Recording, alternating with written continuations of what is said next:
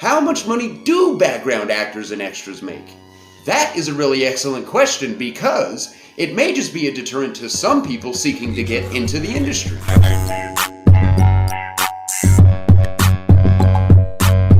So the first thing that you need to know is that background/extra work is an excellent place for people to start who are wanting to get into the industry. Just about anyone can be a background actor or an extra.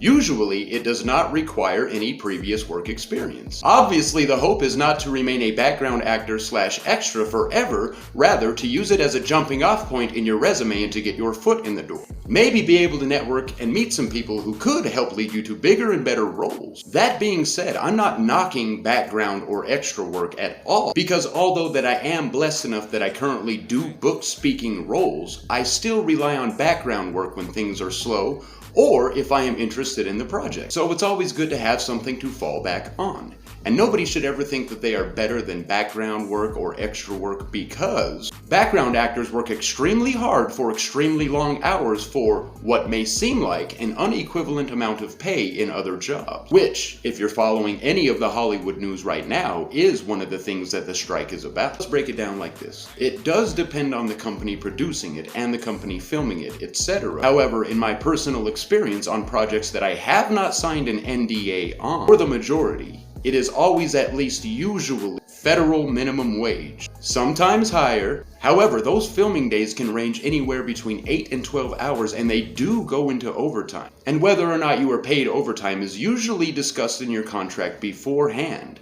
but it does happen. But there are perks. Most productions provide meals, really good ones.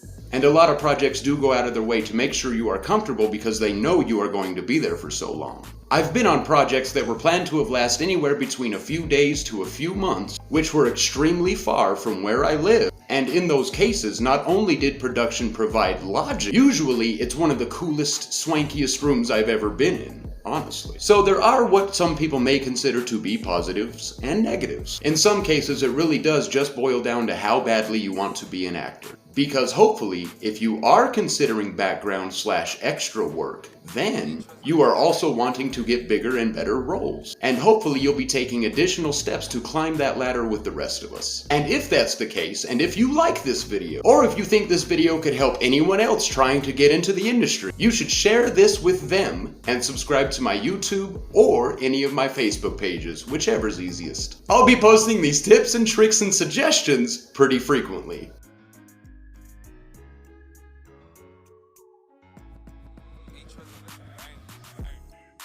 Hello there, family. My name is Jared Glenn Palmer. I'm 6'2", eyes are blue, and I am on a mission, much like everyone else, to become the biggest and best actor in the industry.